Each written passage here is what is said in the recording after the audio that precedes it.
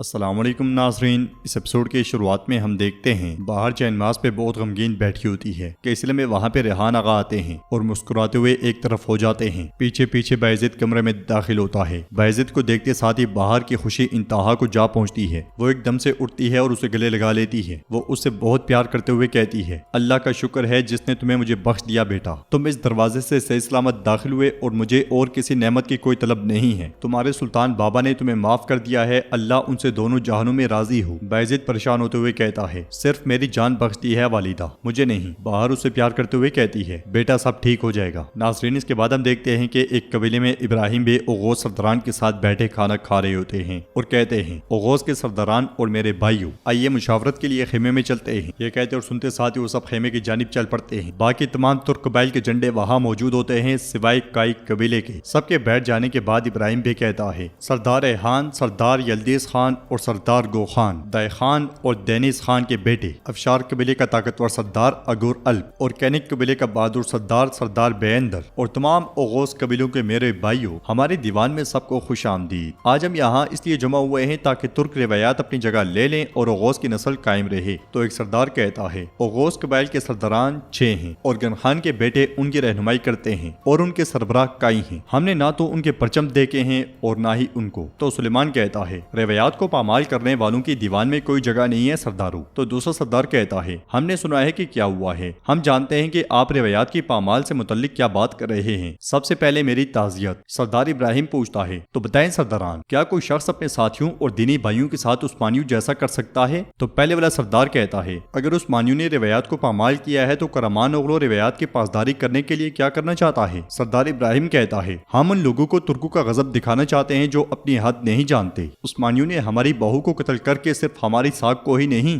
بلکہ تمام ترکمانوں کی ساکھ کو پامال کیا ہے۔ سلیمان کہتا ہے، وہ تلوار جس نے آج ہمیں چھوا کل وہ تم سب کے سر قلم کر دے گی۔ دوسرے والا سردار کہتا ہے، آپ کہتے ہیں تمام ترکمان متحد ہو جائیں اور عثمانیوں کے خلاف ہتھیار اٹھاتے ہیں، کیا اس سے انطولیہ کے نظام میں خلل نہیں پڑے گا؟ ابراہیم کہتا ہے، اگر اس نظام کی دیکھ بھال کرنے والے عثمانی ہوئے تو ہمارا یہ عمل یقیناً ایک اختلاف کہلائے گا، لیکن انتشار پھیلانے والوں کو راہ راست پر لانا ایک نہ ختم ہونے والا کام ہے۔ سلیمان کہتا ہے، آپ غوراک سردار، جب آپ اپنے 5000 سپاہیوں کے ساتھ انطولیہ آئے تھے تو کیا آپ نے گھر بنانے کے لیے بابرکت زمینیں نہیں ڈھونڈی؟ اور آپ بیندر سردار، کیا آپ کے ریوڑ عثمانیوں کی زرخیز سرگاہوں سے ہمیشہ کے لیے محروم رہیں گے؟ سردار ابراہیم کہتا ہے، اس راستے کے اختتام میں روحان کی تفریح گاہیں اور بورسا کے موسم سرما کی تفریح گاہیں اور انطولیہ میں عثمانیوں کی تمام سرزمینیں آپ کا وطن ہوں گی۔ کیا یہ ہمارے متحد ہونے کے لیے کافی نہیں ہے؟ ہم دیکھتے ہیں کہ سارے کے سارے سرداران ان کی بات سے اتفاق کرتے ہوئے نظر آتے ہیں۔ دوسری طرف محمود پاشا سلطان کے پاس جاتے ہیں اور ان سے کہتے ہیں، کرمان اوغلو کا ایلچی آپ کے سامنے پیش ہونے کی اجازت چاہتا ہے۔ سلطان اس سے کہتے ہیں، اس بے غیرت میں یہ ہمت کہاں سے آئی؟ تو محمود پاشا کہتے ہیں، اگر اس نے ہمیں اس حد تک آزمانے کی کوشش کی ہے تو کرمان اوغلو نے اوغوز کے تمام سرداران کو پیغام بھیج کر اپنی تیاریاں مکمل کر لی ہیں، شاید انہوں نے ہمیں اس مجلس سے بہت پہلے۔ سلطان ایک دم سے کہتے ہیں،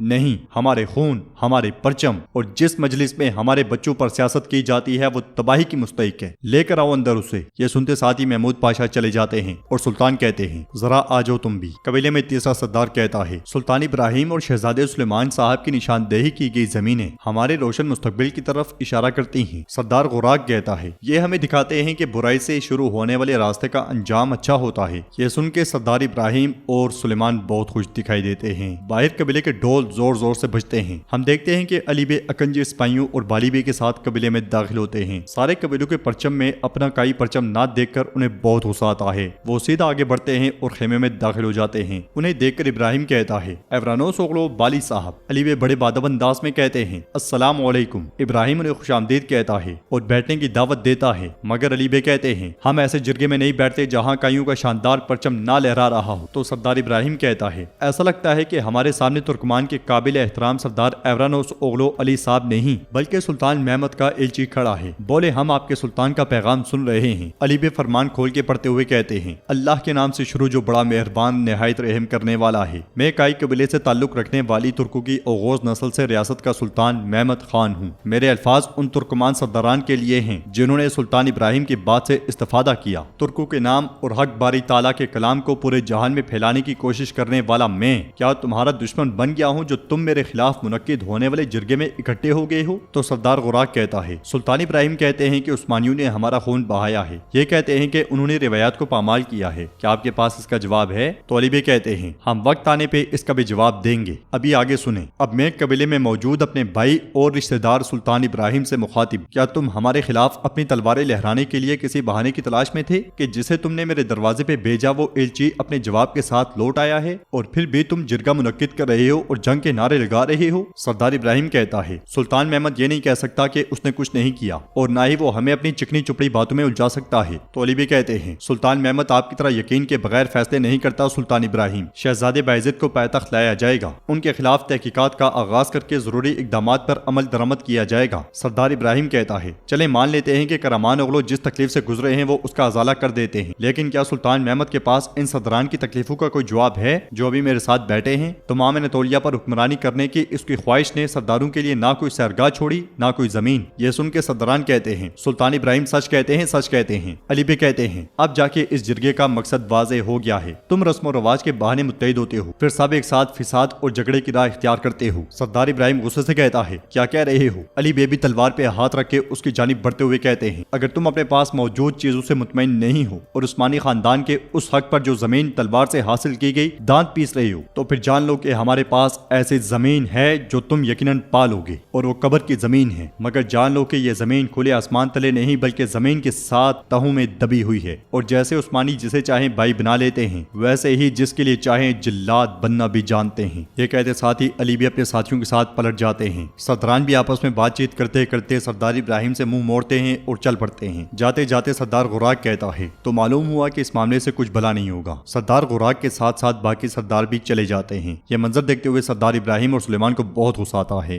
دوسری طرف ہم دیکھتے ہیں کہ کرمان اغلو کے 2 سپاہی خیمے میں داخل ہوتے ہیں اور سلطان کے سامنے زمین پہ مٹی ڈال دیتے ہیں۔ سلطان بہت غصے میں یہ سارا منظر دیکھ رہے ہوتے ہیں۔ پیچھے پیچھے ایواز بڑے تکبر میں داخل ہوتا ہے اور مٹی پہ آ کھڑا ہوتا ہے۔ پھر ایواز کہتا ہے شہزادہ باعزت اس خیمے سے اپنے پاؤں پر چل کر نکلا، نہ کے کندھوں پر اٹھا کر۔ ہم نے دیکھا اور اطمینان ہوا کہ سلطان محمد ریاست چھوڑنے والے ہیں۔ سلطان کہتے ہیں نہ میں اپنی ریاست سے پیچھے ہٹا ہوں اور نہ بیٹے سے، اب تم سچائی سنو گے، پھر جاؤ اور میری بات ابراہیم کرمانی تک پہنچاؤ۔ یہ ویسا نہیں ہے جیسا تم نے کہا تھا، شہزادی جولیا پر حملہ کرنے والا باعزت نہیں تھا بلکہ اس کے بابا کومینوس کے آدمی تھے۔ باعزت کا قصور صرف اتنا ہے کہ وہ واقعے کے وقت وہاں موجود تھا، اس کی خطا کی قیمت اسے سنجاق سے برخاست ہو کر چکانی پڑی۔ ایواز کہتا ہے شہزادے باعزت کا کرمان کی دلہن سے کیا تعلق؟ بولیں سلطان محمد۔ مگر سلطان کہتے ہیں میں نے کہا قیمت ادا کر دی گئی ہے، لیکن اس کے باوجود ایواز کہتا ہے ہمارے سلطان نے کہا تھا یا تو اس کا بیٹا یا اس کی ریاست، اگر ان دونوں میں سے کوئی بھی ہتھیار نہیں ڈالتا۔ سلطان کہتے ہیں نہیں، سفیر کے طور پر تمہاری مدت ختم ہو چکی ہے، اسی لمحے سے تمہارے منہ سے نکلنے والے ہر لفظ کا بوجھ تمہارے کندھوں پر ہوگا، تو اس بات کا خیال رکھو۔ مگر ایواز کہتا ہے میرے سلطان نے کہا میں دونوں کو اس کے ہاتھ سے لوں گا،